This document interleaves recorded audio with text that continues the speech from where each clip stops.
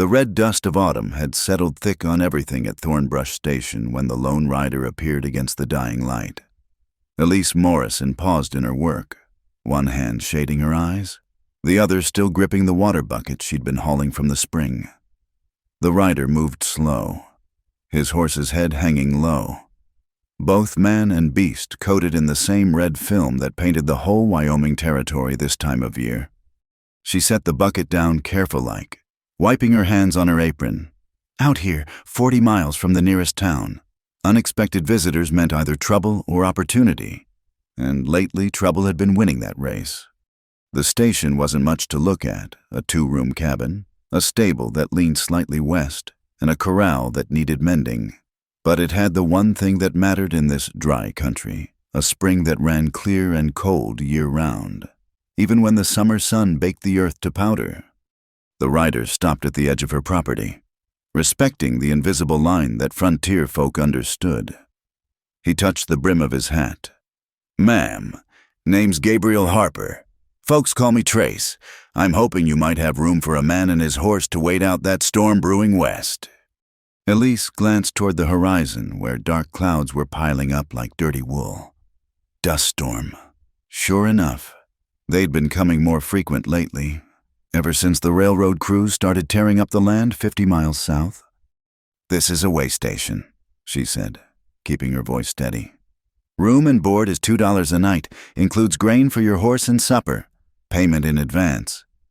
He dismounted, slow, like his bones hurt, and pulled a leather pouch from his coat. The way he moved, the way his coat hung, she'd seen enough men pass through to know he wore iron on his hip, probably more than one piece. But his hands stayed clear of his weapons, and when he counted out the silver, he was careful to let her see he had exactly what he owed. Nothing more. "Stable's there," she said, nodding toward the leaning structure. "Pump's inside. Supper's in an hour." He led his horse away, and she noticed how he favored his left leg. Just slightly. A man with old wounds. Then, they all had them out here, one way or another. Inside the cabin, Elise stirred the pot of stew and tried to quiet the unease crawling up her spine. It had been 3 months since Thomas died. 3 months of running the station alone, and every day brought new challenges. The latest was a series of letters from the county tax office, each one claiming higher amounts owed, each one signed by Sheriff Carl Anton, a man who'd never met a bribe he didn't like. She was setting the table when boot steps sounded on the porch, but it wasn't the lone rider. Conrad Dietrich filled her doorway like bad news, his bulk wrapped in a coat that cost more than most folks saw in a year. Behind him, 3 men waited, blue bandanas tied loose around their necks, the railroad baron's calling card. "Mrs. Morrison," Dietrich said, removing his hat with mock courtesy. "I trust you've given thought to my generous offer." "The answer's still no," she said, keeping the table between them. "This station's not for sale." "Everything's for sale," he said, his smile never touching his eyes. "It's merely a question of price. The railroad's coming through, ma'am. This whole valley's going to change. You can be part of that change, or—" He shrugged, letting the threat hang unfinished. "Or what?" The new voice came from behind Dietrich. Trace stood in the doorway, cleaned up but still dust-worn, his presence somehow filling more space than his lean frame should allow. Dietrich turned slow, taking the stranger's measure. "This is a private conversation." "Not anymore," Trace said. He'd left his gun belt hanging by the door, but something in his stance suggested he didn't need it. The lady said no. "In my experience, that's a complete sentence." One of the blue bandana men shifted, hand drifting toward his weapon. Trace's eyes flicked to him. "Just once. Son, you'll want to think real careful about your next move." The tension stretched tight as fence wire. Then Dietrich laughed, a sound like gravel in a pan. "Boys, seems we've interrupted the ladies' supper." He placed his hat back on his head. "We'll continue this discussion another time. Mrs. Morrison, soon." They filed out, boots heavy on the porch boards. Through the window, Elise watched them mount up and ride off, dust devils spinning in their wake. "Thank you," she said, not turning around. "No need." Trace moved to the table, still favoring that left leg. Men like that, they're used to taking what they want. Sometimes they just need reminding that not everyone's selling. She served the stew in silence, both of them eating like folks who'd learned not to waste words. Outside, the wind was picking up, rattling the shutters. The dust storm would hit within the hour. "If you don't mind my asking," Trace said finally, "what's he want with a way station?" Elise pushed a piece of cornbread around her plate. "It's not the station. It's the water. This spring feeds from an underground river. My husband Thomas spent years mapping it, tracing where it runs." She stood, moving to the mantel where a rolled paper sat between two books. He believed it connects to others throughout the valley. Whoever controls the source controls everything. Trace finished. "And let me guess that sheriff he mentioned is in his pocket. Anton's been increasing our taxes every month. Claims it's for territorial improvements, but everyone knows where that money really goes." A sudden gust slammed against the cabin, and the first wave of dust began pattering against the windows like tiny fists. Trace stood, testing his weight on that bad leg. "Storm's here. I should check on the horses." "Wait." Elise moved to a chest in the corner, pulling out an oilcloth coat. It was Thomas's. No sense it going to waste. He took it with a nod and headed into the growing tempest. Through the window, she watched him work, efficient despite the wind trying to knock him sideways. A man used to harsh conditions, used to working alone. When he returned, shaking dust from the coat, she had coffee waiting. They sat as the storm raged, the cabin creaking but holding firm. "You Army?" she asked. "Once, after the war, did some marshalling. Then," he shrugged. "Then I didn't." She understood. Everyone had befores and afters out here. Things they'd been, things they'd lost, things they'd run from. A paper on the table caught his eye, one of Anton's tax notices. He studied it, frowning. "This date's wrong. They've backdated it 3 months. To before Thomas died." Elise's stomach turned cold. "They're saying we owed it before. Oh no." "If the taxes predate his death, and they're not paid..." Trace set the paper down careful-like. "They can claim abandonment, seize the property without compensation."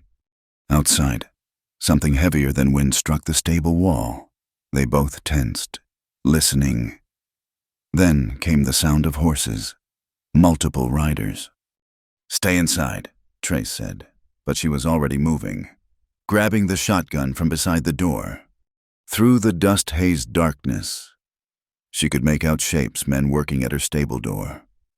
The blue bandanas showed pale in the swirling gloom. "That's far enough," she called out, shouldering the shotgun. They turned, and she recognized one Pike, Dietrich's main enforcer, a man who enjoyed his work too much. "Just checking on our horses, ma'am. Needed shelter from the storm." "Plenty of shelter elsewhere. Move on." Pike grinned, teeth showing white in the darkness. "Now that's not neighborly, mister. Dietrich would be disappointed." "I'll live with his disappointment." She kept the shotgun steady, though her arms were starting to shake. Movement to her left, another rider, trying to flank. Then Trace was there, materializing from the shadows like smoke. The flanking rider went down hard, clutching his wrist. "Gun hand's broken," Trace said conversationally. "Who's next?" Pike's grin faded. He looked between them, calculating odds. Whatever he saw in Trace's face made him decide, "Mount up, boys. We're done here." They collected their injured companion and rode off into the storm. Trace picked up the dropped pistol, emptying its chambers into the dirt. Back inside, Elise set the shotgun down with trembling hands. "They'll be back." "Yes." Trace tested the door's bar, reinforcing it with a chair. "But not tonight. Storm will keep them busy." She made more coffee, needing something to do with her hands. Why help me? You don't know me." He was quiet for a long moment. "Maybe because I've been on the other side of men like Dietrich. Maybe because I'm tired of watching them win." He met her eyes. "Or maybe because anyone who stands their ground with a shotgun against 4 armed men deserves a fighting chance." The storm howled on, and they sat in companionable silence. 2 strangers bound by circumstance and the understanding that come morning, everything would change. Near midnight, when the wind finally began to die, Elise remembered something. She climbed up to the loft, returning with a leather portfolio covered in dust. "Thomas kept copies of everything," she said, opening it on the table. "Land deeds, surveys, tax receipts." She stopped, staring at a folded paper tucked behind the others. "This wasn't here before." It was a surveyor's map, hand-drawn and detailed, showing the underground water flow Thomas had traced. But there was more notes in his careful script about old wooden pipes installed by Spanish missionaries decades ago, creating a hidden network that could move water throughout the valley. If Dietrich knew about this, Trace studied the map, understanding dawning. He's not just after your spring, he's after control of the entire water system. A note was clipped to the map in Thomas's hand. "If something happens to me, trust no one with a badge. The rot goes deep. T." Elise sank into her chair. He knew. Thomas knew they'd come for him. "And he made sure you'd have what you need to fight back." Trace folded the map carefully. "This proves prior claim on the water rights. In a fair court." "There are no fair courts when Dietrich owns the judge." She rubbed her eyes, exhaustion hitting hard. "Anton will be here tomorrow with seizure papers. I've got maybe 3 days before they force me out. Then we'd better make those 3 days count." Trace stood, testing his leg again. "Get some rest. Tomorrow's going to be a long day." She watched him settle into a chair by the door, positioning himself between her and any trouble that might come calling. For the first time in 3 months, she felt something besides fear and determination. Maybe it was hope. Maybe it was just the relief of not facing this alone. Outside, the storm was breaking up, stars beginning to show through gaps in the dust. Come morning, the sky would be clear, and the real fight would begin. But for now, in this small circle of lamplight with coffee growing cold and a stranger standing guard, Elise Morrison allowed herself to believe that David might still beat Goliath, if he had the right stones. And maybe, just maybe, the right help. The morning sun painted Thornbrush Station in shades of gold and rust as Elise hitched up the wagon. Trace was already checking the horses, moving with the easy efficiency of a man who'd spent half his life in a saddle. They'd agreed over breakfast if Anton was coming with papers. They needed to file their own challenge first. "Road to town's rough," she said, securing the last buckle, especially after a storm. "I've ridden worse." He swung up onto his bay mare with barely a grimace. "Question is, will they even let us file once we get there?" She climbed onto the wagon seat, gathering the reins. "We have to try. It's that or start packing." The 20-mile journey to Cedar Ridge took most of the morning. The storm had carved new gullies in the road, and twice they had to stop to clear fallen branches. Trace rode ahead, scouting for trouble, occasionally circling back to help navigate the worst spots. It was near noon when they reached the town's outskirts. Cedar Ridge wasn't much one main street, a few cross lanes, and buildings that looked like they'd been thrown up in a hurry and painted as an afterthought. But it had a courthouse, a land office, and most importantly, a telegraph line that connected to the territorial capital. They left the wagon at the livery and walked to the courthouse, Elise clutching her portfolio of documents. The streets were busier than usual, and she recognized several ranchers from outlying properties. Word traveled fast in the territory. Inside the land office, clerk Josiah Winters looked up from his ledger, his face going pale when he saw them. "Mrs. Morrison, I wasn't expecting you." "I need to file a challenge to the tax assessment," she said, placing the portfolio on his desk. And register this survey map for the water rights. Winters glanced toward the door, nervous as a rabbit. I'm afraid that's not possible. Sheriff Anton was here this morning. He said all matters regarding Thornbrush Station are to go through him first. Since when does the sheriff run the land office? Trace asked quietly. Since Winters stopped, swallowing hard. Please, I've got a family. I can't. The door banged open. Sheriff Carl Anton filled the frame, star glinting on his vest, hand resting casual-like on his pistol. Well, the widow Morrison and her new friend. His eyes fixed on Trace, narrowing. Don't believe we've been properly introduced. Gabriel Harper, Trace said, not offering his hand. Harper. Anton rolled the name around like he was tasting it. You wouldn't be the same Harper who had that unpleasantness down in Colorado. Something about a marshal's badge that went missing along with some evidence? Trace's expression didn't change. Must be thinking of someone else. Must be. Anton's smile was all teeth. Now, Mrs. Morrison, I believe we have business to discuss. My office. Whatever you have to say can be said here, Elise replied. I wasn't asking. Two deputies appeared behind Anton, hands hovering near their weapons. The threat was clear. In the sheriff's office, Anton didn't bother with pleasantries. He spread a document on his desk, official-looking, with the territorial seal. Seizure notice. You've got 3 days to vacate. On what grounds? Elise kept her voice level. Failure to pay taxes, abandonment of property, and he leaned back, enjoying himself. Suspicion of harboring fugitives. That's a lie, and you know it. Is it? Anton glanced at Trace. How well do you know your new friend, Mrs. Morrison? Men drift through these parts for all sorts of reasons. Some running to something, some running from... Before anyone could respond, a commotion erupted outside. Through the window, Elise saw smoke rising from the direction of the market square. Anton cursed, heading for the door. Watch them, he told his deputies.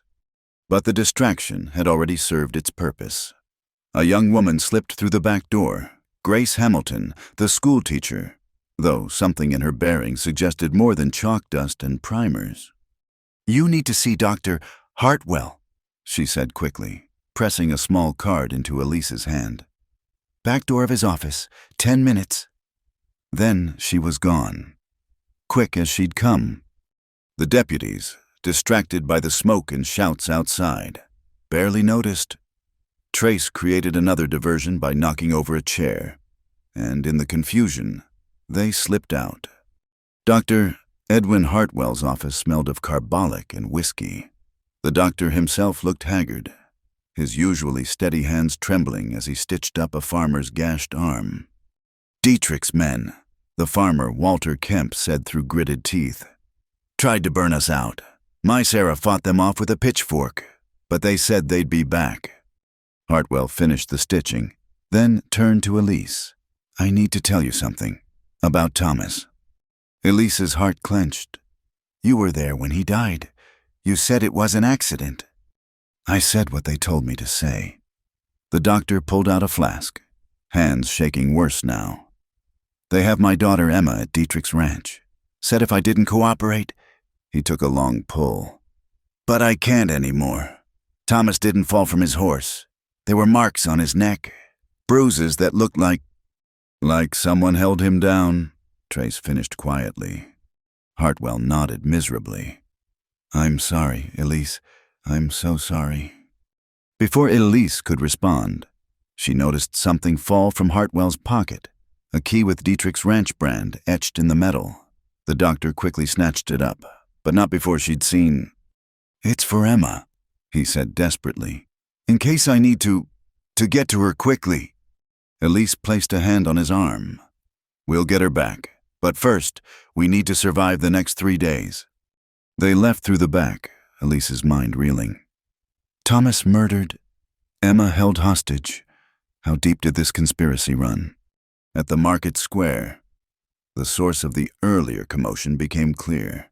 Someone had set fire to Walter Kemp's wagon retaliation for his wife's pitchfork defense.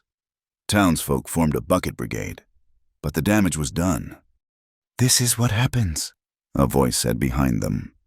Elise turned to find Grace Hamilton again, this time holding a primer like she'd been teaching when the fire started. When people resist. But Grace's eyes conveyed a different message entirely. She glanced meaningfully at the telegraph office across the square. Inside the telegraph office, the operator was conveniently absent. Grace moved to the key with practiced ease. "I have friends in the capital," she said, fingers flying over the device.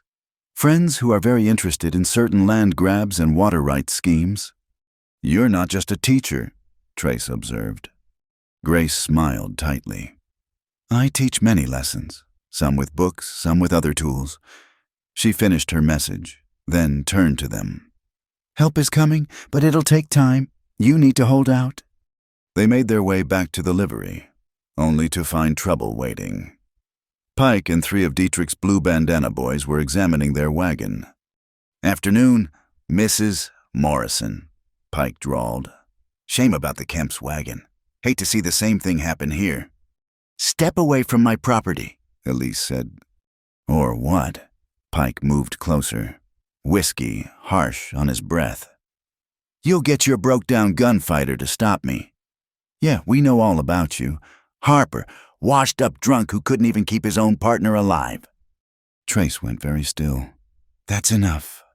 "Is it?" Pike laughed. "What are you gonna do? Draw on me. Your hands shake too bad to hit anything these days." What happened next was too fast for Elise to follow. Pike went for his gun, but Trace was already moving. Not for his weapon, for Pike himself. The bigger man went down hard, gasping for air, his gun spinning away in the dust. "Hands don't shake when I'm not holding iron," Trace said quietly. "Remember that." The other 3 backed away, helping Pike to his feet. "This ain't over," Pike wheezed. "No," Trace agreed. "But it is for today." They left town as the sun peaked, wagon wheels raising dust. Neither spoke for the first few miles, both processing what they'd learned. Finally, Elise broke the silence. "Colorado." Trace kept his eyes on the horizon. "Different life. Partner got killed because I trusted the wrong people. Evidence I'd gathered against a corrupt judge disappeared, along with my faith in the law." He glanced at her. "Been drifting since." "And now?" "Now I'm thinking maybe running isn't the answer. Maybe standing and fighting is." They were 5 miles from Thornbrush when they found the road blocked, not by Dietrich's men, by Indians.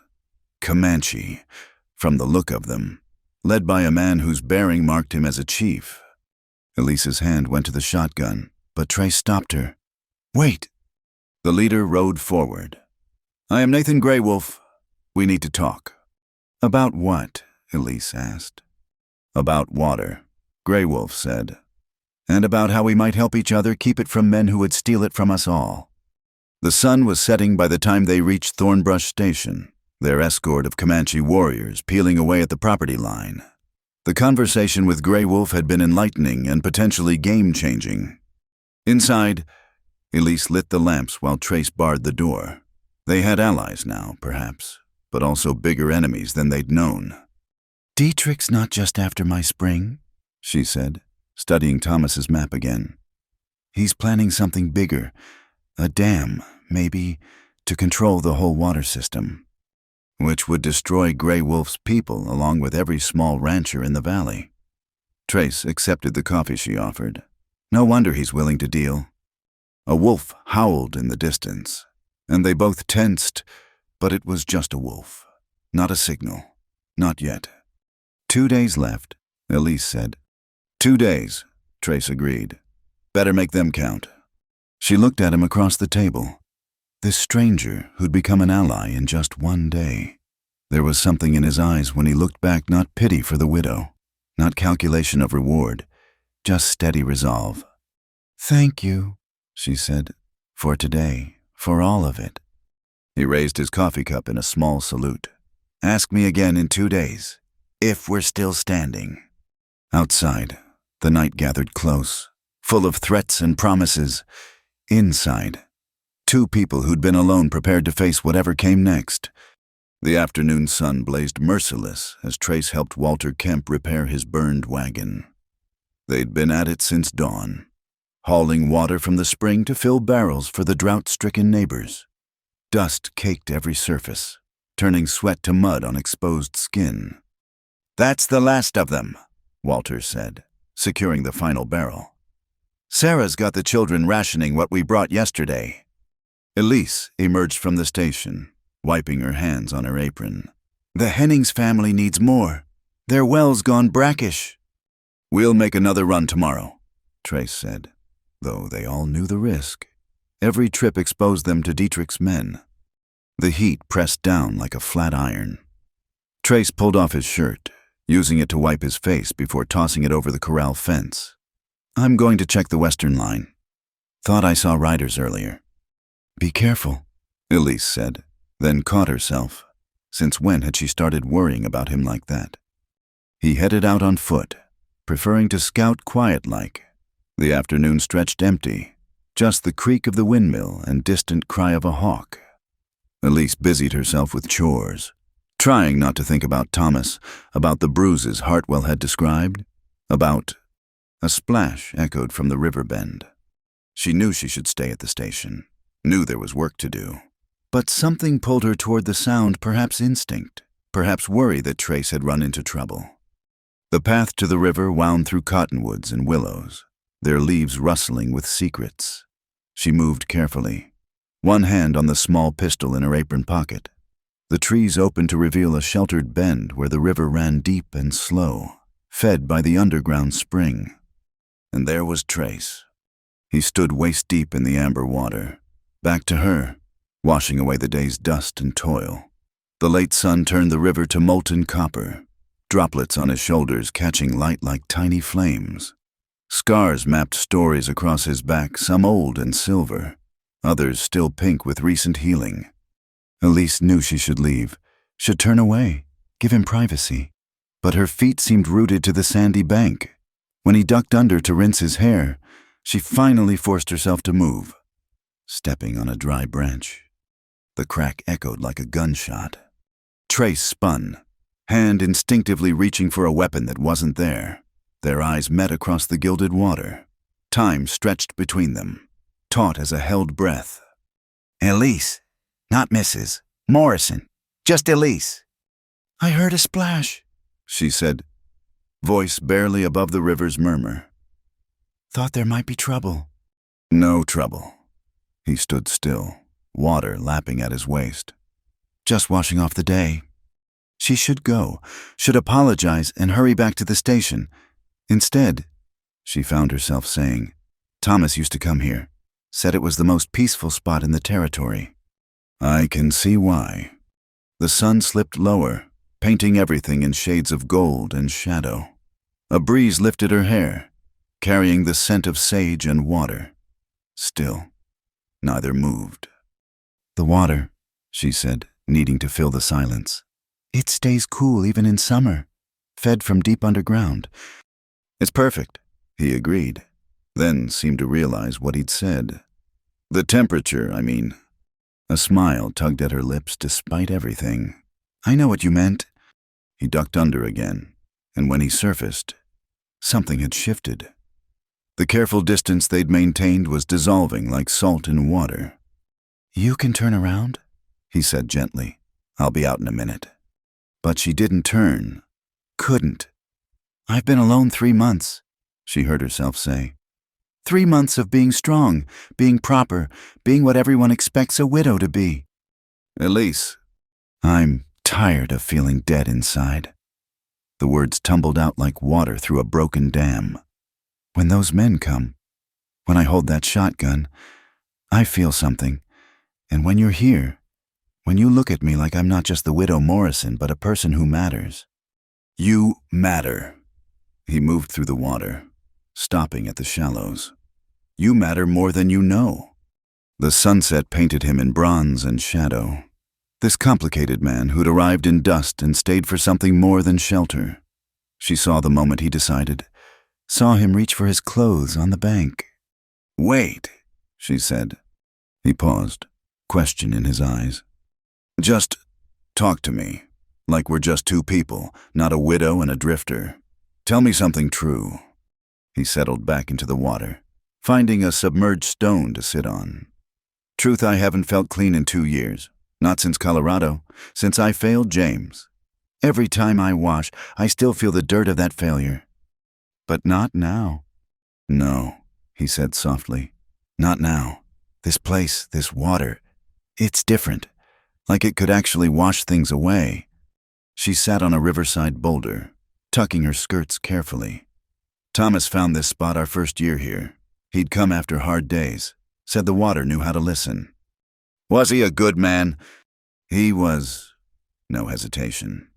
"Stubborn as a mule about some things, gentle as lamb about others. He'd have liked you, I think, would have appreciated someone who stands up to men like Dietrich." "I'm not standing up to anyone," Trace said, "just too tired to step aside anymore." They sat in companionable silence as the sun touched the horizon. The water caught the light, turning to liquid fire.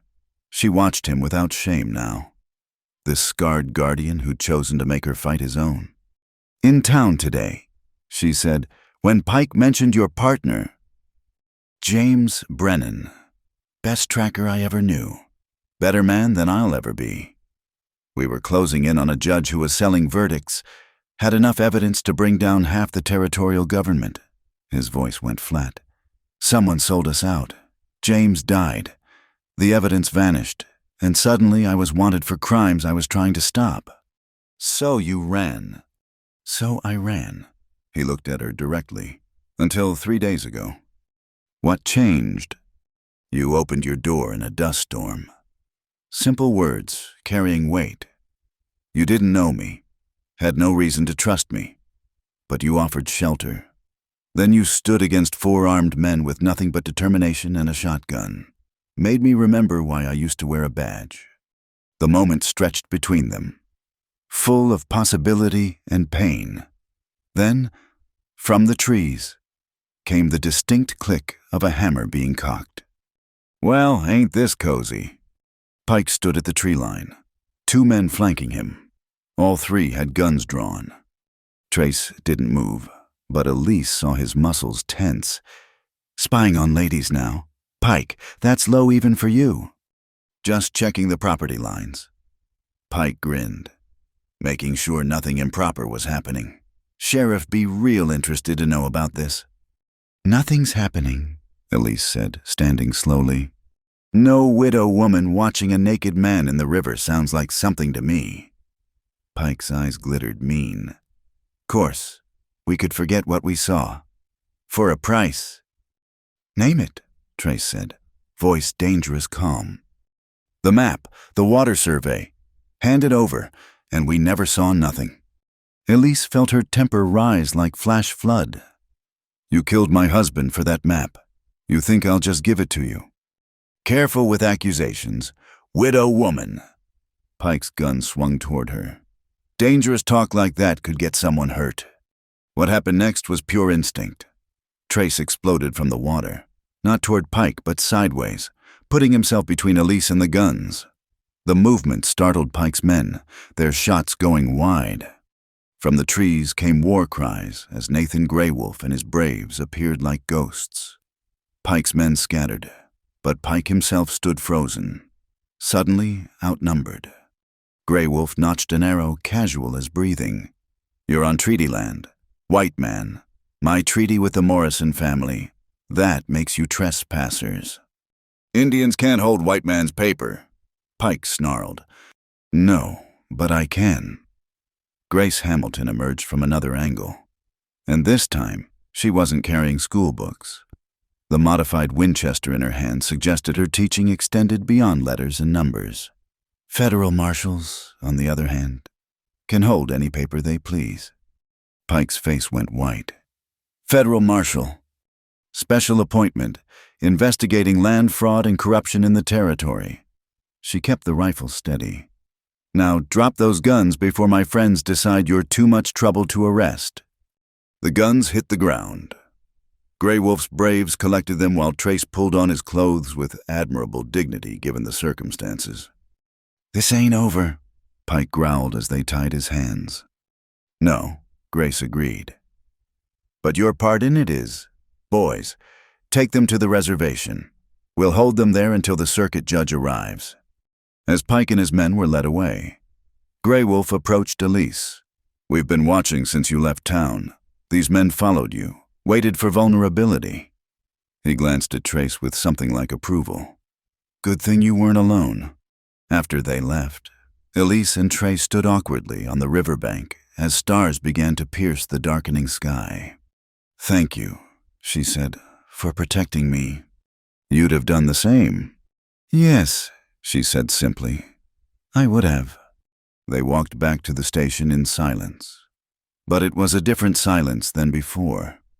Something fundamental had shifted between them. Some wall had crumbled like old adobe in rain. At the door, Trace paused. "Elise, what you saw?" "Was a man washing in a river," she finished. "Nothing more, nothing less." But they both knew it was more. It was trust and vulnerability, strength and tenderness, all mixed together like streams converging into something deeper.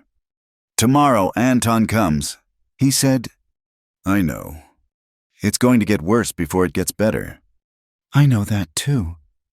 She met his eyes. "But tonight, for just tonight, can we pretend it won't? Can we just be two people who found each other in all this emptiness?" He reached out, fingers barely grazing her cheek. "We can try." Inside the station, they prepared a simple meal and talked of small things, the best way to mend harness, whether the rains would come early, how to tell honest men from liars by their horses. Ordinary conversation made extraordinary by what lay beneath. When the moon rose full and bright, Trace stood to take his usual place by the door. "You could sleep in the loft," Elise offered. "It's warmer than that chair." "Best I stay down here. Keep watch." She understood. Some boundaries shouldn't be crossed. Not yet, not with tomorrow bringing badges and guns and legal papers meant to destroy everything they were fighting for. But as she climbed to the loft, she turned back. "Trace what you said about feeling clean. I understand now. When you stood up out of that water, when you moved to protect me without thought for yourself, that's who you really are. Not the failure you think you are, but the protector you've always been." She disappeared before he could respond, but she heard his quiet "thank you" drift up through the floorboards. That night, Elise Morrison slept better than she had in months, knowing that below her a good man kept watch, not because he was paid to, not because he expected anything in return, but because somewhere between a dust storm and a sunset river, two lost souls had found in each other a reason to stop running. Tomorrow would bring its trials, but tonight, with moonlight streaming through her window and the sound of footsteps on the porch below, she allowed herself to hope that some fights were worth having, and some people worth having them beside. The morning arrived sharp and clear, with the kind of crystalline light that made the desert seem to stretch forever. Elise stood at the window, watching dust rise on the eastern road. 3 riders, coming fast. "Company," she said. Trace looked up from cleaning his rifle. "Not Anton. He'd bring more men." The lead rider resolved into Grace Hamilton, still dressed as a schoolmarm, but riding like someone born to the saddle. With her came Dr. Hartwell and, surprisingly, Nathan Grey Wolf. "Inside, quickly," Grace said, dismounting in one fluid motion. Her usual composed demeanor showed cracks. "We have minutes, maybe less." They gathered around the table as Grace spread out papers, documents, telegrams, and what looked like federal warrants. "I need you to understand something," she began, then paused. "My name is Grace Hamilton, but I'm also Deputy U.S. Marshal Catherine Reed. I've been investigating Dietrich's operation for 8 months." Elise felt the floor shift under her. 8 months? Then you knew about Thomas?" "I suspected, But suspicion isn't proof. Grace Catherine met her gaze steadily. I'm sorry. If I'd moved sooner without evidence, Dietrich would have slipped away and started over elsewhere. More people would have died. More people, Elise repeated flatly, like my husband wasn't enough. Trace placed a hand on her arm, gentle but grounding. What's changed? He asked Catherine. This, she produced a letter, the paper quality fine enough to show its importance. From the Department of Interior. They've been tracking land fraud schemes across 3 territories. Dietrich's name appears in all of them. They want him, Anton, and the whole network. So arrest them, Elise said. It's not that simple. Doctor, Hartwell spoke for the first time, his voice shaking. Tell them about Emma. Catherine's expression softened. Dietrich is holding Doctor, Hartwell's daughter at his ranch, 9 years old, taken 3 weeks ago to ensure cooperation. The room went silent. Elise thought of the key she'd seen fall from Hartwell's pocket, the desperation in his eyes. She's my only family, Hartwell whispered. After her mother died, I can't lose her too. You won't, Trace said with quiet certainty. We'll get her back. How? Grey Wolf leaned forward. Dietrich's ranch is a fortress. 20 men, maybe more. We don't storm it, Catherine said. We make him come to us. The water rights meeting at Devil's Canyon tomorrow, he'll have to attend to maintain his legal claim. That's when we move. A trade, Elise guessed. The map for Emma, smarter than that. Catherine smiled grimly. We give him a map, just not the real one. Meanwhile, I'll have federal marshals moving into position. When he reveals his plans, and he will, the man can't help but boast we'll have him admitting to murder, kidnapping, and fraud. You're using Emma as bait, Hartwell said. I'm using Dietrich's arrogance against him, Catherine corrected. He thinks he's untouchable. We're going to prove otherwise. A dust cloud appeared on the horizon. Many riders, moving with purpose. Anton, Trace said, right on schedule? They quickly hid the federal documents. When Sheriff Anton arrived with 6 deputies, Elise met them on the porch, Trace beside her, the others strategically placed inside. Morning, Sheriff, she said pleasantly. Coffee's on if you'd like some. Anton's eyes narrowed at her calm demeanor. You seem cheerful for someone about to lose everything. Oh, I don't plan on losing anything. She held up a paper, not the seizure notice, but something else. Telegraph came this morning. Seems the territorial governor is very interested in why tax assessments in Cedar Ridge have tripled in 6 months. Anton's face darkened. You sent a telegraph when? Yesterday, while you were busy with that convenient fire at the market. She smiled. Amazing how helpful people can be when they're not being threatened. Doesn't matter, I have legal papers. Based on fraudulent tax claims. Catherine stepped onto the porch, her marshal's badge now prominently displayed. Sheriff Anton, you're under investigation for corruption, conspiracy, and accessory to murder. The deputies shifted uneasily. These were local men, most of them, drawn into Anton's web by need or greed, but not killers by nature. Anton's hand moved toward his gun. You can't prove anything. I can't. Catherine produced another paper. This is a signed statement from Josiah Winters detailing how you forced him to backdate tax documents. Would you like me to read it aloud? I'm sure your deputies would find it educational. You're bluffing. Am I? She turned to the deputies. How many of you were told you were enforcing legitimate laws? How many thought you were just doing your jobs? Ask yourselves when the federal court comes. Do you want to stand with a corrupt sheriff or on the side of the law? One by one, the deputies stepped back, not drawing weapons, not quite abandoning Anton, but clearly reconsidering their positions. Anton's face flushed red. You think you've won? Dietrich owns this territory.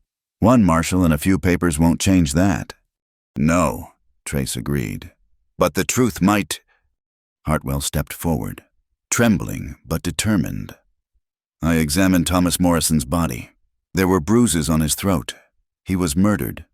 Sheriff, and you know it. Prove it, Anton snarled. I kept samples, Hartwell said quietly.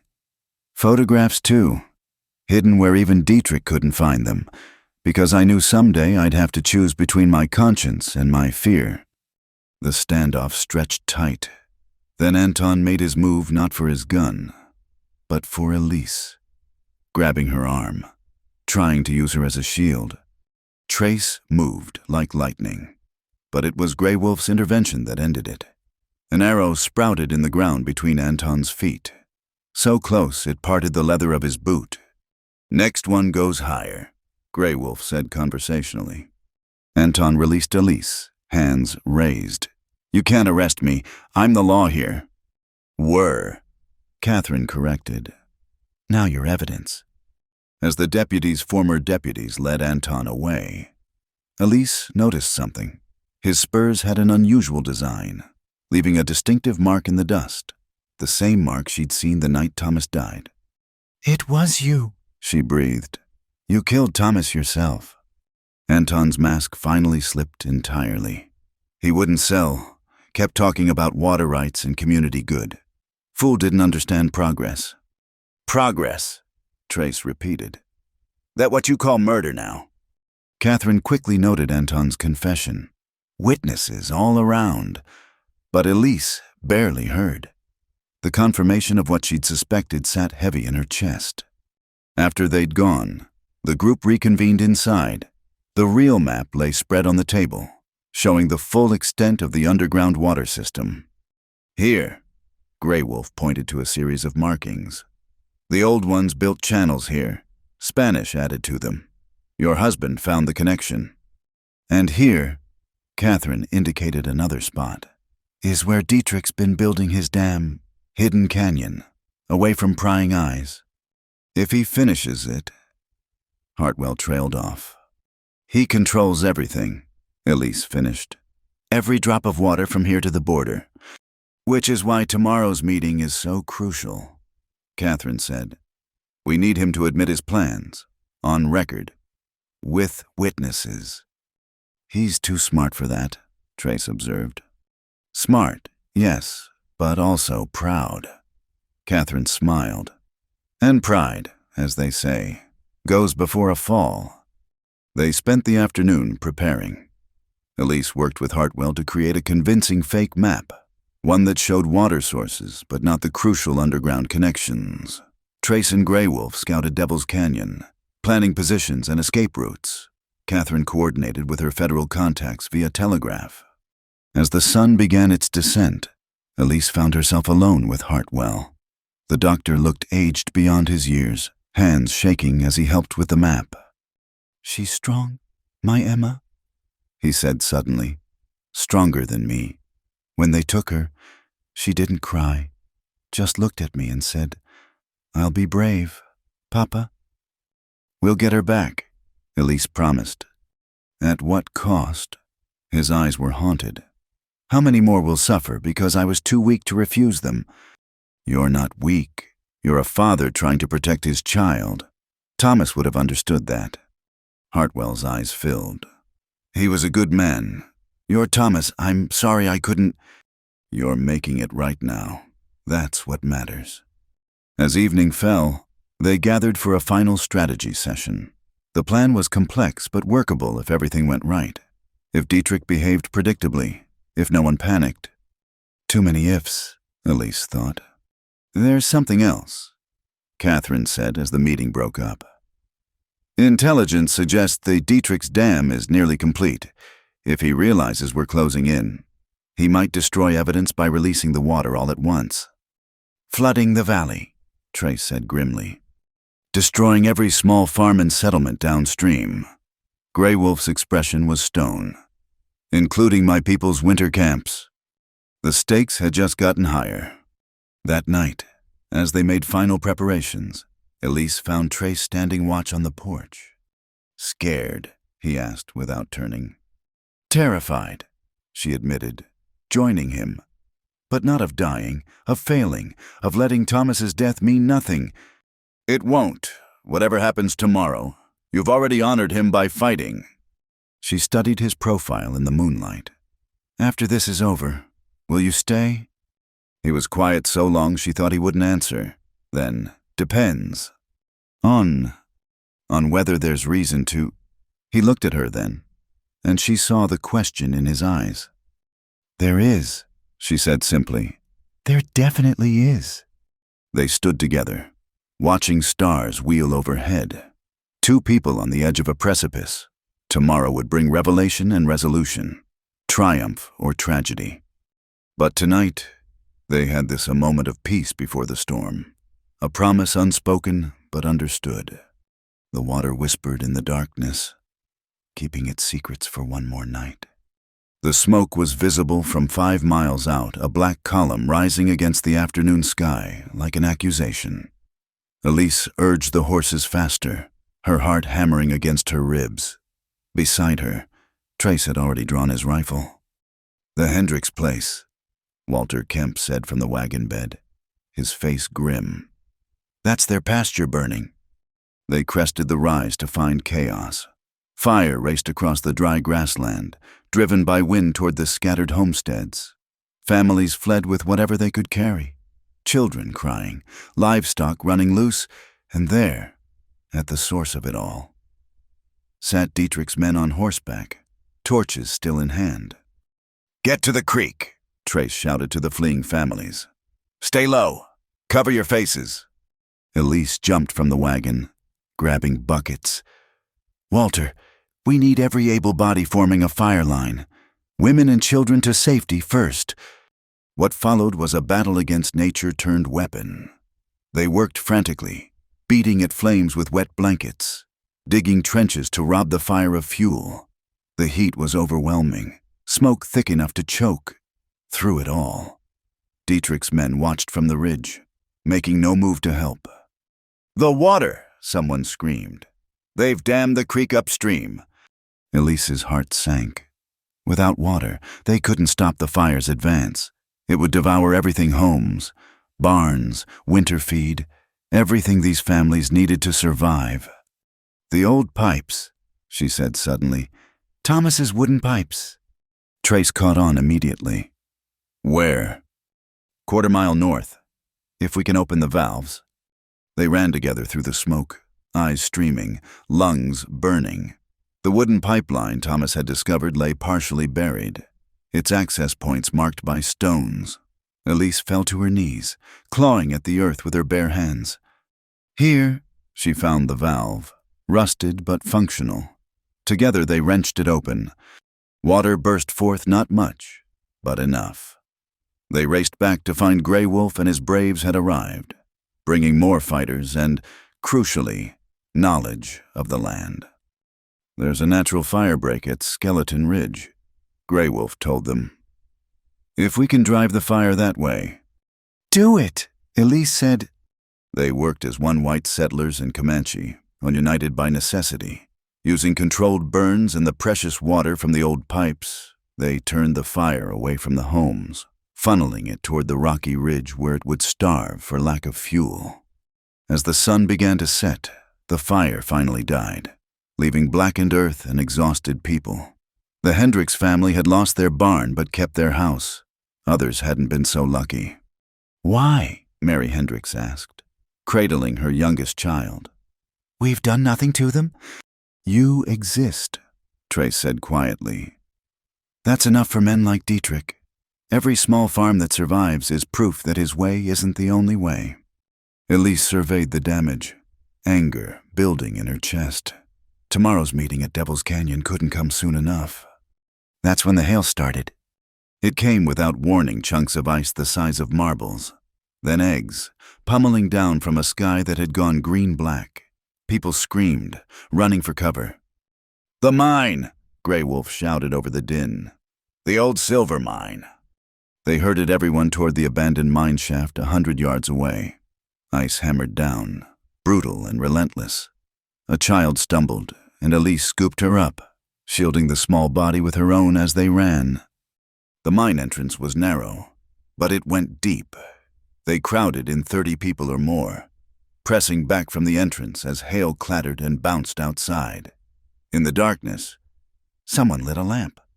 "Is everyone here?" Elise called out, doing a quick count.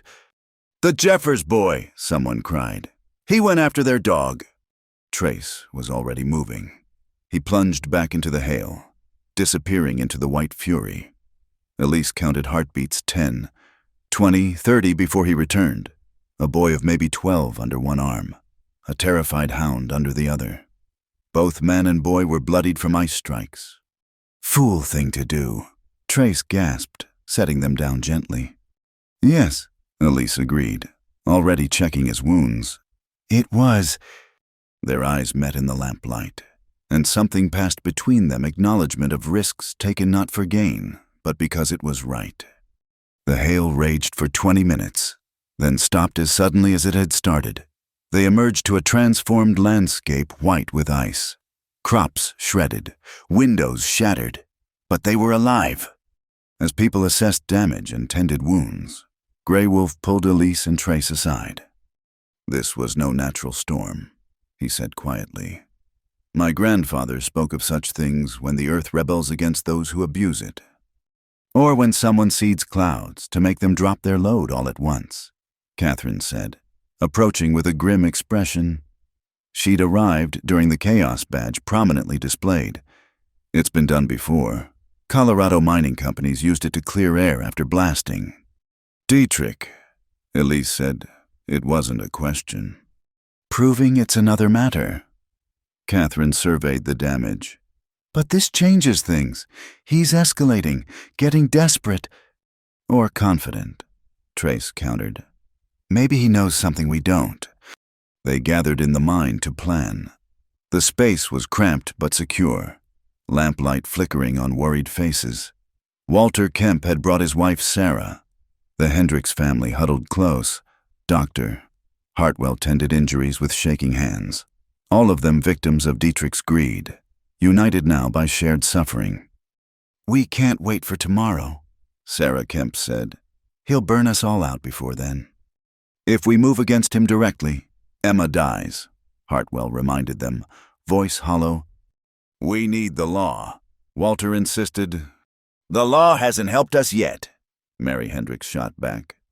Voices rose, fear and anger mixing into potential chaos. Then Elise stood, and something in her bearing commanded silence. "Thomas used to say that water always finds its way." She began, "Doesn't matter how many dams you build, how many channels you dig, water remembers where it wants to go, and eventually it goes there." She looked around the cave, meeting each pair of eyes. "We're like water. They can burn our grass, destroy our crops, steal our children, but we remember where we belong. This land is ours not because we have papers saying so, but because we've watered it with our sweat, our tears, our blood." "Pretty words," someone muttered. "But words don't stop bullets." "No," Trace agreed, standing beside her. "But unity might. How many of Dietrich's men are true believers? And how many are just collecting pay? What happens when they see 30, 40, 50 of us standing together?" "They shoot," Walter said bluntly. "Maybe. Or maybe they remember they have families too. Neighbors. People they'll have to face when this is over." Grey Wolf stood next. "My people have a saying, the mountain stands alone, but the river is made of many drops. Tomorrow, we go to Devil's Canyon not as farmers or ranchers or Comanche. We go as the river." "And if Dietrich releases his dam?" Sarah asked. "If he floods us all, then we'll build an ark if we have to," Elise said firmly. "But we will not let him win through fear." They talked late into the night, planning contingencies. The storm had passed, leaving crystal clear skies and bitter cold. Families shared food and blankets. Old prejudices set aside in the face of common threat. Elise found herself sitting with the Jeffers boy Trace had saved. He clutched his dog, both still shaking. "Why'd he go back for me?" the boy asked. "He don't even know us." "Because that's what good men do," she said simply. My PA says there ain't no good men anymore. Says the war killed 'em all. Your pa's wrong. She watched Trace across the cave, helping shore up a weak timber. There's still a few. We just have to help them remember who they are. As the night wore on, people settled where they could. Children curled against parents, exhausted from terror. The lamp burned low, casting long shadows. Elise found Trace standing guard at the mine entrance, watching the ice-covered land glitter under stars. "Can't sleep?" she asked. "Habit." He glanced at her. "You should rest. Tomorrow." "Tomorrow will come whether I sleep or not." She pulled her shawl tighter. "I keep thinking about what Grey Wolf said. Many drops making a river." "It's a good thought." "Is it enough?" He was quiet for a moment. "In Colorado, when everything went wrong, I was alone. James was dead. The evidence was gone, and nobody would stand with me. So I ran." He looked at her. "This is different. You've built something here, community. Trust, purpose. That's harder to destroy than one man." "We built it," she corrected. "Thomas and I, and everyone in that cave, even you, whether you admit it or not." "I've been here 4 days." "Sometimes that's all it takes." She stepped closer, drawn by warmth and something more. "Trace, I need you to promise me something." "What?" "If tomorrow goes bad, if Dietrich winds take care of them, the families, Emma, don't let what Thomas started die with me." "Elise, promise me." He turned to face her fully. "Only if you promise the same.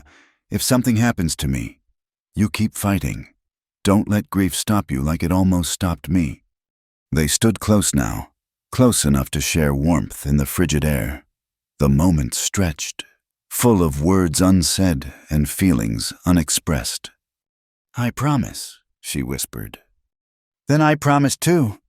Their hands found each other in the darkness, fingers intertwining. Not passion, not yet, but connection. Acknowledgement that whatever tomorrow brought, they wouldn't face it alone. A coyote howled somewhere in the distance, answered by another. The sound echoed off canyon walls, wild and free and unafraid. "Listen," Trace said. "Even they know. This land doesn't belong to Dietrich or Anton or any one man. It belongs to whoever's brave enough to stand for it." They stayed there, hands clasped, watching ice melt and stars wheel overhead. Behind them, a cave full of people slept fitfully, dreaming of water and fire and justice. Tomorrow would bring the confrontation they'd all been building toward. But tonight, in this moment between storms, two souls who'd found each other in the wilderness drew strength from simple human touch. The land waited, patient as always, to see who would prove worthy of its gifts. Dawn came pale and cold over Devil's Canyon, painting the red rocks in shades of ash and bone. Catherine Reed, still known to most as Grace Hamilton, checked her weapons one final time while the others made preparations. The federal marshals she'd summoned were still hours away, but the meeting couldn't be delayed. "Remember," she told the gathered group, "Dietrich has to incriminate himself. We need him talking, boasting. Men like him can't resist explaining how clever they are." Elise adjusted the false map in her satchel. They'd aged it with coffee and smoke, making it look authentic. "What about Emma?" "I'll handle that." "Doctor," Hartwell said, though his hands trembled. "I know where they're keeping her. The old line shack on the North Ridge." "Too risky," Trace said. "It could be a trap." "Everything about this is a trap," Hartwell replied. "But I won't let my daughter spend another night as a prisoner." They'd divided into groups. The main party, Elise, Trace, Catherine, and several prominent ranchers would attend the official meeting. Grey Wolf's braves would position themselves on the canyon rim. Walter Kemp would lead the farming families to block the eastern exit, while others covered potential escape routes. "If shooting starts," Walter began. "It won't," Catherine said firmly. "Dietrich may be many things, but he's not stupid. He won't risk open warfare with witnesses present." Unless he plans to leave no witnesses, Trace observed quietly. The comment hung in the air like smoke. They all knew the risk, but they'd come too far to turn back now. Devil's Canyon lived up to its name, a narrow defile between towering red cliffs, with only two ways in or out. The meeting ground was a natural amphitheater where locals had traditionally settled disputes. Today, it would host a different kind of reckoning. Dietrich had arrived early, his men positioned strategically around the rim. He sat at a table in the center, documents spread before him, looking every inch the successful businessman. Only the number of armed guards betrayed his nervousness. Mrs. Morrison, he called out as their group approached. So good of you to come. And Marshal Reed, or should I say Miss Hamilton. Such deception seems beneath federal authority. No more beneath it than kidnapping children, Catherine replied evenly. Dietrich's smile didn't waver. I'm sure I don't know what you mean. Shall we discuss water rights like civilized people? They took their positions. Elise noticed Anton wasn't present, still in custody. Presumably. But Pike was there, arm bandaged from their last encounter, eyes promising violence. The situation is simple, Dietrich began. Water is the lifeblood of progress. The railroad needs it, the coming towns need it, industry needs it. I'm offering to manage this resource efficiently, for the good of all. For the good of your bank account, Mary Hendricks called from the crowd. Dietrich ignored her.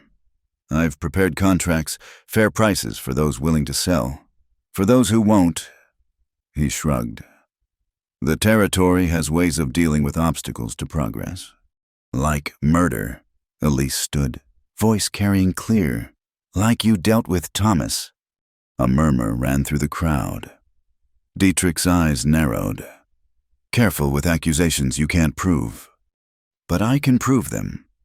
Doctor, Hartwell stepped forward, and Elise saw the bulge of a pistol under his coat. I examined Thomas Morrison. He was strangled. Mr. Dietrich, by someone wearing leather gloves with silver studs, gloves like the ones in your office. The silence stretched taut. Then Dietrich laughed. The word of a drunk doctor who owes me money, please. Not just his word, Catherine said. We have photographs, evidence preserved, and we have Sheriff Anton's confession that you ordered the killing. Anton's a liar trying to save his own skin. But sweat beaded on Dietrich's forehead despite the cool morning.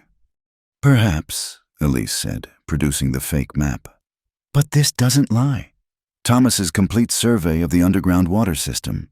Every source, every connection, worth killing for. Wouldn't you say? Dietrich's eyes fixed on the map with naked greed. That should have been mine by rights. Your husband had no business. He stopped, realizing what he'd said. No business what? Catherine prompted. No business refusing to sell, no business standing up to you. No business thinking he could stop progress. Dietrich snarled, mask finally slipping.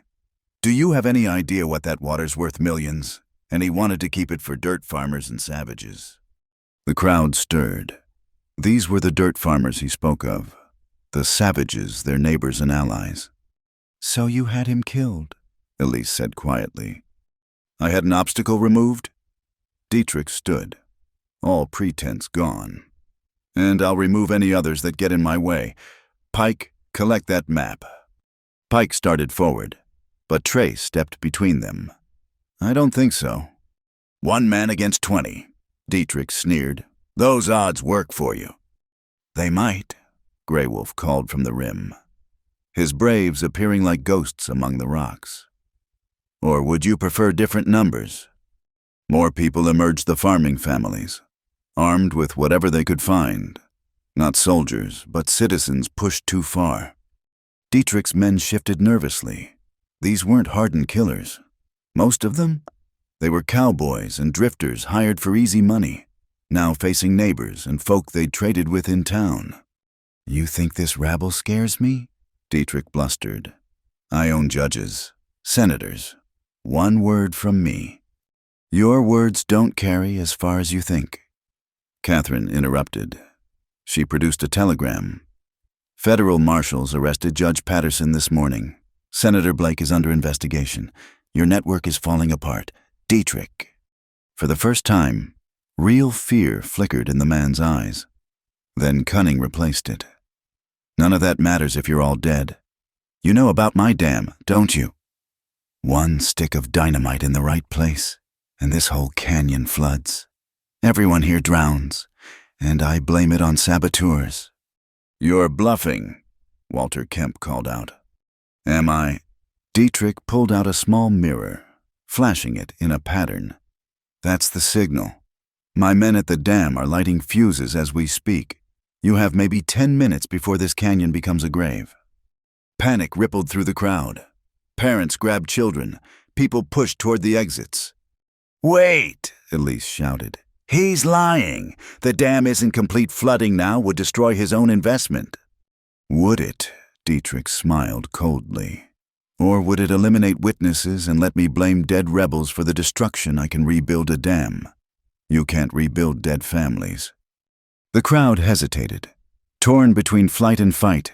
That's when Hartwell made his move. Where's my daughter? He'd drawn his pistol, aiming at Dietrich. Where's Emma? Safe, for now. Dietrich seemed unconcerned by the weapon. Lower that gun, Doctor, or she stays buried where no one will find her. Hartwell's hand shook. Tears streamed down his face. Please, she's just a child. Children grow up. Sometimes they remember things. Can't have that. It was the casual cruelty that broke something in the crowd. These people had faced drought, storms, failed crops, but threatening a child crossed a line even the frontier respected. You're a monster, Sarah Kemp said clearly. I'm a businessman, Dietrich corrected. Monsters don't build railroads or bring civilization to wastelands. Civilization, Elise stepped forward. Is that what you call burning families out stealing water from those who need it, murdering good men? I call it progress, and progress demands sacrifice. Then let's test that. Trace moved smoothly, faster than Pike could react, disarming him and tossing the gun to Walter. Your men on the rim asked them if they're willing to die for your progress. The guards were looking at each other, at the angry crowd, at the weapons pointed their way. One by one, they began lowering their guns. Cowards, Dietrich screamed. I'm paying you. Not enough to murder our neighbors, one called back. Dietrich reached for his own weapon, but Catherine already had hers drawn. Conrad, Dietrich, you're under arrest for murder, conspiracy, kidnapping, and about a dozen other charges I'll enjoy listing. You can't arrest me here. This is territorial land. Federal authority supersedes territorial. She smiled grimly. Something about those senators you bought, they also passed laws extending federal jurisdiction. Ironic, isn't it? But Dietrich had one more card. The dam. You think I was bluffing. Check the rim smoke rising right where it should be. They're really lighting the fuses. This time, the panic was real. People ran for high ground, parents lifting children, everyone scrambling for safety. The horses, Grey Wolf shouted. Get everyone mounted! In the chaos, Dietrich slipped away. Elise saw him heading for a hidden trail, probably an escape route planned long ago. Trace, she pointed. Go help the others, he called back, already in pursuit. I'll handle him. But Elise wasn't about to let Thomas's killer escape. She grabbed a horse whose she didn't know and followed. The trail wound up through narrow defiles, barely wide enough for a horse.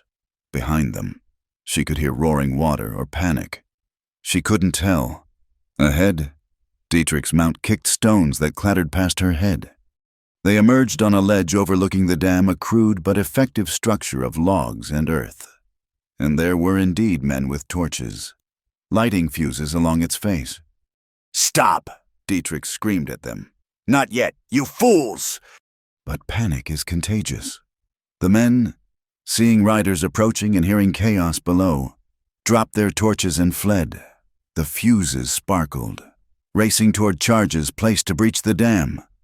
Dietrich cursed, spurring his horse toward the dam. Whether to stop the fuses or escape across it, Elise couldn't tell. But Trace was there first, leaping from his mount to the dam's narrow top. What followed was a desperate race. Trace stamping out fuses while Dietrich tried to cross. They met in the middle, grappling on the narrow walkway above tons of pressing water. Elise dismounted, looking for a way to help. That's when she spotted Emma Hartwell, tied up near the dam keeper's shack, struggling against her bonds. She ran to the girl, cutting her free with Thomas's knife always in her pocket since his death. "It's okay. You're safe now." "Look out!" Emma screamed. Elise turned to see Pike, bloodied and wild-eyed, raising a rifle. Without thinking, she shoved Emma aside and dove for cover. The shot sparked off stone where they'd been standing. Before Pike could fire again, an arrow sprouted from his shoulder. Grey Wolf appeared. Another arrow already knocked. "Some men don't learn," he observed. On the dam, Trace and Dietrich still struggled. The bigger man had weight and reach, but Trace had desperation and skill. They swayed dangerously, each trying to throw the other into the churning water below. "The fuse," Emma pointed. One line still burned, almost to its charge. Elise ran onto the dam, past the fighting men, sliding on her knees to reach the sparking fuse. Her fingers found it just as it reached the charge, pinching out the fire so close she felt heat on her palm. The motion unbalanced her. She started to fall, the water rushing below, when a hand caught hers. Dietrich, of all people, had grabbed her, though whether to save her or use her as leverage, she couldn't tell. "The map!" he gasped. "Give me the real map and I'll—" But his grip was already loosening, his other hand clinging to a timber that cracked under the strain. Trace reached for him, and for a moment, all three of them hung in precarious balance. "Take my hand!" Elise shouted. Dietrich looked at her, the woman whose husband he'd murdered, whose life he'd tried to destroy. Something flickered in his eyes. Regret or just calculation of odds. Then the timber snapped. Dietrich fell, his scream swallowed by the roar of water. The dam held, damaged but not breached, and on its top. Elise and Trace clung to each other, breathing hard, alive against all odds. Below, in the canyon, Catherine's federal marshals had finally arrived, rounding up Dietrich's remaining men. The flood hadn't come. The people were safe. Papa, Emma Hartwell, broke free from Grey Wolf, running to embrace her father as he crested the ridge. The doctor fell to his knees, sobbing, holding his daughter like he'd never let go. Elise stood slowly, supported by Trace, around them. The morning sun climbed higher, burning away shadows, revealing the truth of what they'd built together, a community that wouldn't break, a unity that couldn't be bought or threatened away. "It's over," Trace said quietly. "No," Elise corrected, looking at the faces gathering below, neighbors, friends, people who'd risked everything for justice. "It's just beginning."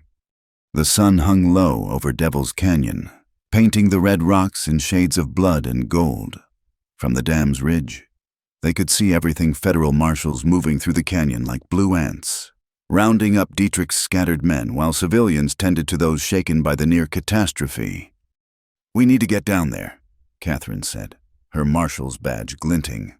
"There's evidence to collect, statements to take." But even as she spoke, a new commotion arose from the canyon floor. Riders approaching fast, not marshals, but more of Dietrich's men, the ones who'd been holding the town. At their head rode Anton himself, somehow free, his sheriff's star still pinned to his chest like a mockery of law. "Thought we had him locked up," Trace muttered. "Judge Thornberry." Catherine spat the name. "Must have signed a release. Dietrich owned more judges than we knew." Anton's voice carried up from the canyon, amplified by the natural acoustics.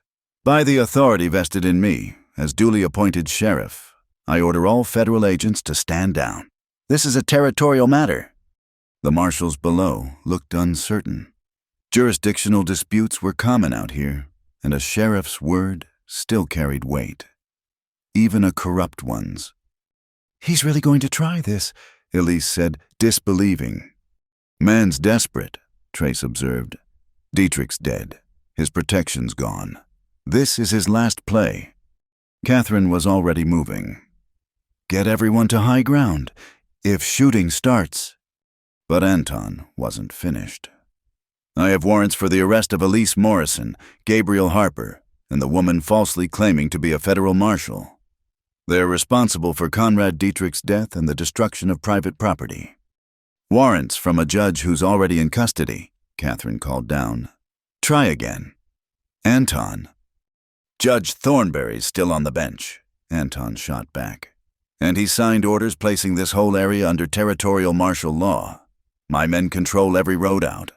You can surrender now, or we'll come get you." Elise counted Anton's force maybe 15 men, all armed. The federal marshals numbered only 6, with the civilians. They had numbers, but most weren't fighters. "So much for this being over," she said quietly. Trace was studying the terrain with a tactician's eye. "They've got the roads, but not the high ground, and they don't know about—" A bugle call echoed across the canyon. Not a cavalry charge, but something older. A Comanche war cry answered by dozens of throats. Grey Wolf's people appeared along the rim. Weapons ready. Anton's men shifted nervously. Fighting civilians was one thing. Fighting Comanche warriors in their own territory was another.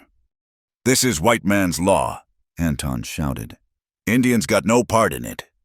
"My people were here before your law," Grey Wolf replied calmly. "We'll be here after it's gone. The question is, will you—" The standoff stretched taut. Then Dr. Hartwell stepped forward, Emma's hand in his. "Sheriff Anton," he called, voice steady for the first time in weeks. "I have something to say. Not interested in the words of a drunk doctor." "How about the words of your own men?" Hartwell produced a leather journal. Pike was thorough. Wrote down every order, every bribe, every murder, including what you did to Thomas Morrison. Anton's face went pale. "That's a lie." "Is it? Should I read the entry from September 15th? Anton says to make it look like an accident. Says the widow won't have anyone to turn to. Will sell cheap." Murmurs ran through Anton's men. Some had probably suspected, but hearing it confirmed was different. "Or this one," Hartwell continued. "Dietrich wants the Kemp farm burned. Anton says to wait till they're at church. Make sure no one's inside. You were trying to avoid murder then. Sheriff, what changed?" "Shut up!" Anton drew his gun, aiming at Hartwell. Everyone moved at once. Trace shoved Hartwell aside as Anton fired. The bullet sparked off stone where the doctor had been. Emma screamed, and Elise found herself moving without thought, placing herself between Anton and the child. "Enough," she shouted. "How many more have to die for water and greed?" "Just one more," Anton snarled, swinging his gun toward her. Time slowed. Elise saw Anton's finger tighten on the trigger, saw Trace reaching for his own weapon, too far away, saw Emma's terrified face. Then Anton jerked, his shot going wild. He looked down at his gun hand, where an arrow had pinned it to his holster. Not a killing shot, Grey Wolf was too precise for accidents. "The next one goes in your throat," the Comanche leader called. Anton's men were backing away now, hands raised, without Dietrich's money and threats binding them. Their loyalty evaporated like morning dew. "Stand and fight, you cowards!" Anton screamed, trying to pull the arrow free. "For what?" one of them called back. "You Dietrich's dead. The money's gone. And I ain't dying for a sheriff who murders honest folk." One by one, they dropped their weapons. The federal marshals moved in, efficient and careful. Catherine personally put the shackles on Anton, reading charges that seemed to go on forever. "You can't do this," Anton gasped, still struggling with the arrow. "I'm the law here." Were, Catherine corrected, past tense, as they led him away. Anton turned back to Elise. Your husband was a fool. Could have been rich. Could have. Could have been like you, Elise interrupted. I'd rather be a poor widow than a rich murderer. The sun was touching the canyon walls now, setting the stone on fire. In the growing shadows, people began to gather, ranchers, farmers, townfolk, Grey Wolf's band, all waiting to see what came next. Catherine addressed them from a natural platform of stone. By federal authority, I'm placing this region under protective jurisdiction until new elections can be held. All of Dietrich's claims are void. Pending investigation, water rights revert to traditional usage until a fair court can rule. What about the dam? Walter Kemp asked. That's for the community to decide. Catherine said, federal stance is that local resources should be managed locally. Then I say we tear it down. Sarah Kemp declared, let the water flow free like God intended. The dam could be useful, someone argued, for irrigation, controlled release. Controlled by who? Mary Hendricks demanded. Voices rose, old arguments surfacing. Elise watched the crowd fragment, unity dissolving as the immediate threat passed. This too was part of Dietrich's legacy suspicion where there had been trust. Stop, she said, but her voice was lost in the noise. Stop. Trace's battlefield roar silenced everyone. He nodded to Elise. Mrs. Morrison has something to say. She climbed up beside Catherine, aware of all eyes on her. The widow, the victim, the symbol of their shared loss. My husband is dead, she began simply. Can't bring him back. Can't bring back the Hendricks barn or the Kemp's wagon or the weeks of fear we've all lived through. But we can decide what his death means. She looked out at the faces, some hopeful, some skeptical, all waiting. Thomas believed water belonged to everyone. Not equal shares, that's not how nature works. But fair shares, based on need, on what the land can sustain. He spent years mapping the underground water, not to own it, but to understand it. She produced the real map, weathered and worn. This is his legacy. Not paper to fight over, but knowledge to share. I propose we create a water cooperative, all of us together. Shares based on acreage and need. Decisions made by vote, not by who has the most guns or gold. What about my people? Grey Wolf asked. We've been excluded from such arrangements before. Never again, Elise said firmly. Your people used these waters for generations before any of us arrived.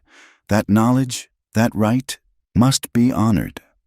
And the dam, Walter pressed. We modify it, Trey suggested. Not to control water, but to preserve it. Catch spring floods, release during droughts, but only if everyone agrees. How do we know it won't be corrupted, Doctor? Hartwell asked. How do we know another Dietrich won't rise? We don't, Elise admitted. But we know what happens when we let fear divide us. We've seen it, lived it, lost to it. Emma Hartwell pulled free from her father, running to stand beside Elise. My papa did bad things because he was scared for me, she said, young voice carrying clear. But being scared doesn't make bad things right. We have to be brave together. From the mouths of babes, Elise thought, putting an arm around the girl. I move we accept Mrs. Morrison's proposal. Mary Hendricks called out. Seconded, said Walter Kemp. The vote wasn't unanimous, it never was in democracy. But it was overwhelming. As the sun set fully, turning the canyon to purple shadows, something new was born. Not perfect, not without problems to come, but honest. Later, as people celebrated around campfires, Elise found herself alone with Trace on the canyon rim. Below, she could see federal agents cataloging evidence, while Grey Wolf's people shared food with ranch families, and Emma Hartwell played with other children, her ordeal already fading into resilience. You did it, Trace said quietly. We did it, she corrected. All of us. I meant what you said down there, about Thomas's legacy. You gave them something to build on instead of something to fight over. She was quiet for a moment. He would have done the same. Better, probably. Without all the drama and bloodshed. Maybe, or maybe it took the drama to make people listen. He paused. Dietrich falling, that wasn't your fault. You tried to save him. I know. And she did. Just like Thomas's death wasn't your fault, no matter what guilt you carry about not being here to prevent it. He looked at her sharply. Oh yes, she continued. I see it in your eyes every time someone mentions him. You think if you'd arrived earlier, been here sooner, you could have stopped it. But evil doesn't wait for heroes to arrive. Trace, it acts when we're alone, vulnerable. That's what makes it evil. Doesn't stop the wondering. No, she agreed. But maybe that's not the point. Maybe the point is what we do with the wondering. They stood together as stars emerged, diamonds on dark velvet. Somewhere an owl called, answered by another. The ordinary sounds of night, made precious by how close they'd come to losing them. What now? Trace asked. Catherine will need statements, testimony. Trials could take months. Then we'd better make sure there's something to come back to. She turned to him. Will you stay? Help build what we voted for tonight. He was quiet so long she thought he wouldn't answer. Then, there's something I should tell you. My full name, it's Gabriel Trace Harper. I've been using just my middle name since Colorado. But if I'm staying, if I'm building instead of running, you should know who I really am. I know who you are. She said simply, You're the man who stood between me and violence, who saved a boy and his dog in a hailstorm, who faced down a corrupt sheriff and helped bring justice to a forgotten corner of the territory. The name doesn't matter. It might. There could still be warrants, old enemies. Then we'll face them together. She held out her hand. Partners. He took it, and she felt the calluses of work and war. The strength held gentle. Partners. As they walked back toward the fires, toward community and complexity and all the work still to come, Elise allowed herself a moment of pure hope. Thomas was gone, but his dream lived. Justice had come late, but it had come, and maybe, just maybe, two damaged souls had found in each other a reason to heal. Behind them, the canyon held its secrets. The dam stood silent, waiting to be transformed from weapon to tool. Water flowed eternal underground, patient as stone, promising life to those wise enough to share it. The widow Morrison was alone no more. Winter came gentle to the valley that year, dusting the ridges with snow while leaving the lower lands clear for working. 3 months had passed since Devil's Canyon, and the changes showed in every corner of the territory. Elise stood at the new surveyor's table in what used to be Dietrich's courthouse, now the water cooperative office. Maps covered every surface, marked with careful notations about flow rates, usage rights, and seasonal variations. Through the window, she could see crews working on the modified dam, transforming it from an instrument of control to one of conservation. The Hendricks family needs an adjustment for their new acreage, Walter Kemp said, pointing to a section of map. They bought the old Baker plot. Approved. Elise marked the change. As long as they understand the winter restrictions. They do. We all do now. The door opened. Bringing cold air and Gabriel Trace Harper, he used his full name now. The wanted posters, having been withdrawn after Catherine's investigation, cleared him. Snow dusted his shoulders as he hung up his coat. Federal courier just arrived, he said, handing her a thick envelope. From Catherine. She opened it carefully. Inside were official documents, territorial seals, and a personal note in Catherine's precise hand. The last of Dietrich's network has been prosecuted. Anton will serve 20 years. The federal government has formally recognized your water cooperative as legal authority for resource management. Congratulations, Director Morrison. Director, Walter grinned. Has a nice sound. We're all directors, Elise reminded him. That's the point. Through the window.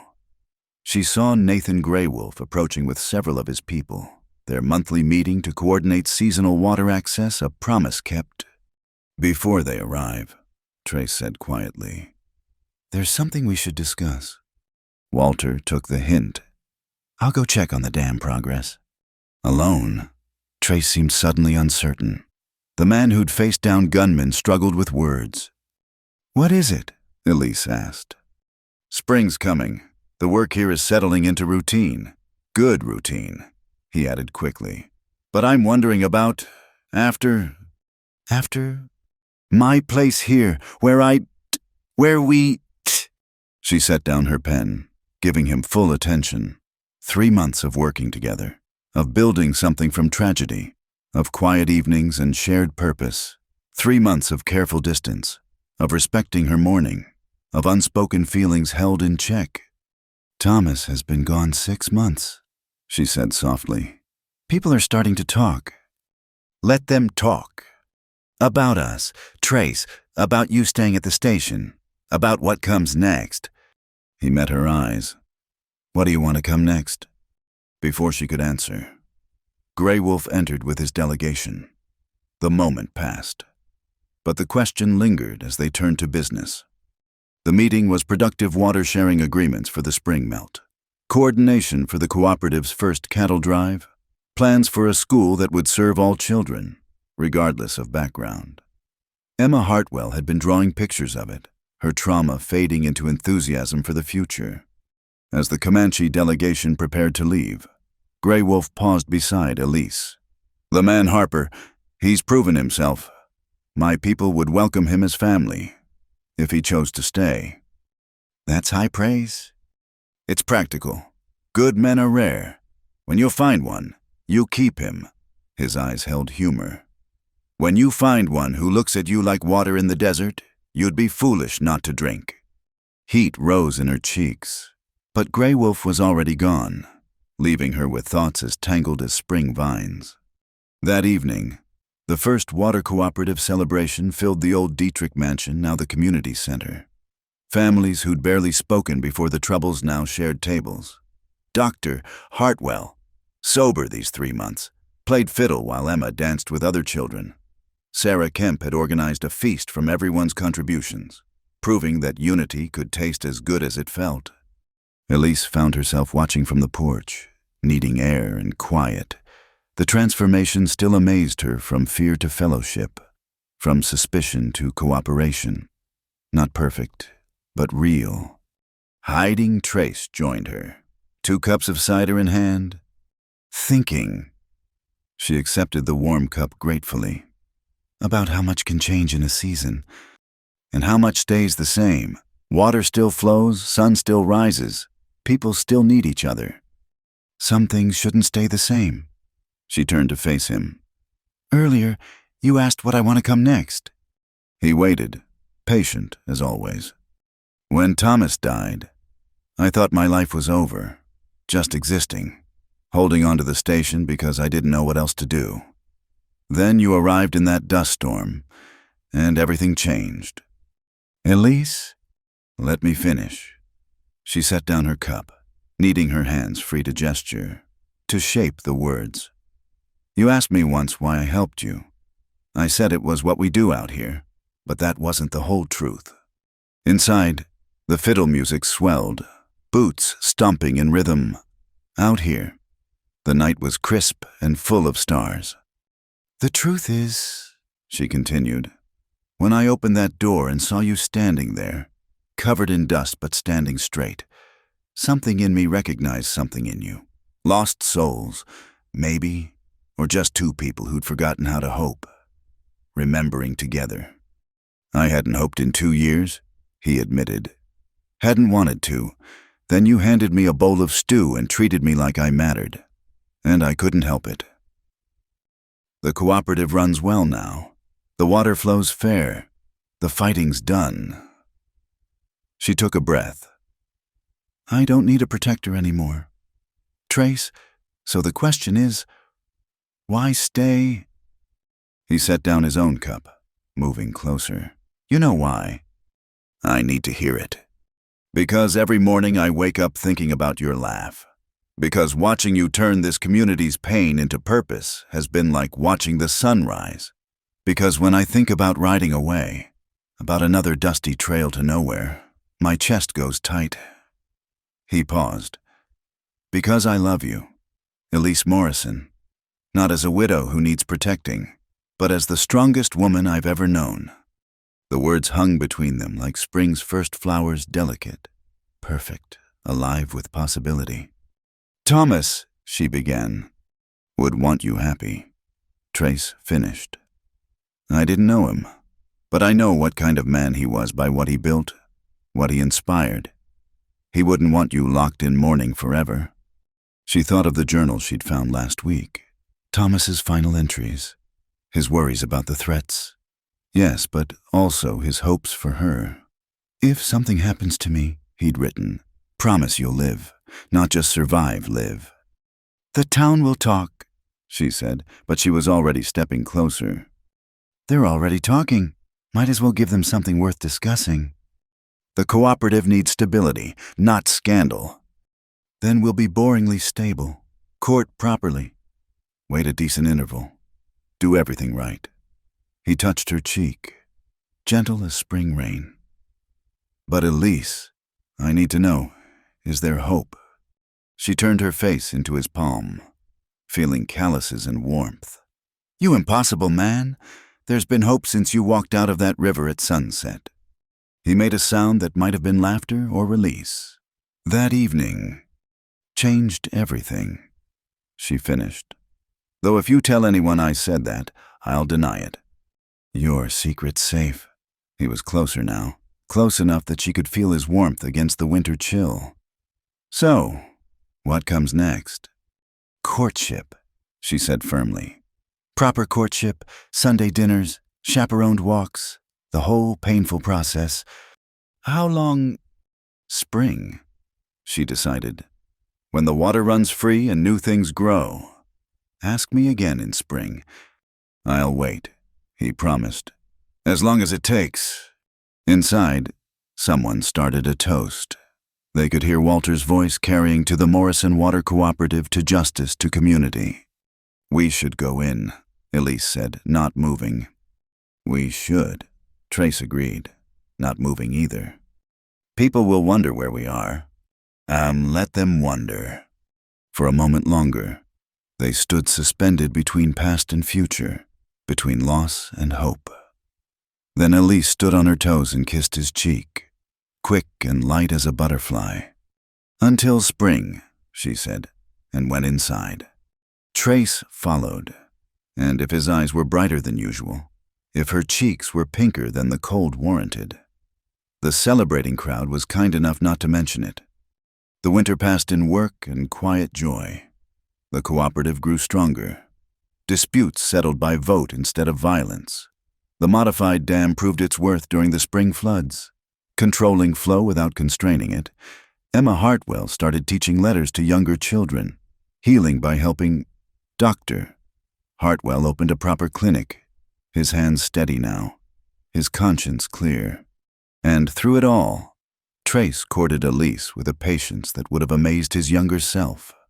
Sunday dinners where he helped with dishes, walks along the river with Emma as enthusiastic chaperone, evenings of ledger work that somehow became conversations about dreams, about the future, about the home they were building in more ways than one. The day the ice broke on the river, he found her at the old swimming hole, watching water rush free after winter's grip. Spring, she said simply. Spring, he agreed. Ask me now. He'd planned words, probably, had rehearsed what to say, but standing there with sunlight in her hair and yes already in her eyes, all he managed was marry me. Yes. The kiss that followed was nothing like that butterfly touch in winter. This was spring flooding after drought, sun after storm, two souls choosing joy after sorrow. When they finally broke apart, both breathless, she laughed. What happened to proper courtship? We did that. 3 months of it. I'm properly courted out. Good, she said, and kissed him again. They married when the wildflowers bloomed, the whole community gathering at Thornbrush Station. Grey Wolf officiated alongside the circuit preacher, blending traditions like streams joining. Catherine came from the capital, badge bright and smile brighter. The Kemps provided food, the Hendricks music, and Emma Hartwell scattered flower petals with determined precision. As the sun set that same golden light that had witnessed so much, Elise stood with her new husband watching their guests celebrate. The station that had once been her lonely refuge now overflowed with community. "No regrets?" Trace asked. "None." She leaned into his strength. "Thomas would approve. I think we built what he envisioned: fair water, strong community, justice served. And us." "Especially us," she smiled. "He always said water finds its way. Maybe hearts do too." That night, as their guests departed and quiet returned to the station, Elise Morrison Harper stood at her door, their door now, and marveled at the journey. From widow to wife, from victim to leader, from isolation to community. Inside, Trace was banking the fire, humming something she recognized as one of Emma's teaching songs. Outside, the spring gurgled eternal, its water flowing to all who needed it, just as Thomas had dreamed. "Coming to bed," Trace called. "In a moment." She looked up at the stars, those same distant lights that had witnessed all their struggles. Somewhere up there, perhaps, Thomas watched and approved. The water cooperative would last because it was built on need, not greed. The community would endure because it chose unity over division. And love would grow like the cottonwoods along the riverbank, deep roots, strong branches, shelter for all who sought it. That evening, she whispered to the night, remembering golden water and new beginnings. You bathed naked in the river at sunset, and this widow's eyes wouldn't look away. Then she went inside, closing the door on the past, opening it to the future, ready for whatever storms or sunshine tomorrow might bring. The water flowed on, carrying their story downstream, promise and proof that in the hardest ground, with enough courage and community, love could bloom again. And in the territory they now called home, the Morrison Water Cooperative became legend not for the violence that birthed it, but for the peace it brought. Children grew up swimming in water that flowed fair and free. Families farmed land without fear of drought or powerful men. And sometimes, on golden evenings, couples walked along the river, whispering stories of a widow and a drifter who found in each other the courage to build something lasting. The end came not with drama, but with quiet joy, water flowing, people thriving, love enduring, just as it should be in a land that demanded everything but gave back miracles to those brave enough to stand together. Just as Thomas Morrison had dreamed, just as Elise Morrison Harper now lived, just as the water patient, persistent, powerful had always known it would be. Thank you so much for joining me on this incredible journey through the Wild West. I hope this story touched your heart as much as it did mine. I'd love to know where in the world you're listening from. Drop a comment below, and let's connect. If you enjoyed He Bathed Naked in the River at Sunset, please subscribe to Wild West Night for more authentic frontier tales. Don't forget to hit that like button, and if you really want to help this story reach more listeners, smash that hype button. Your support means everything. Until next time, partners,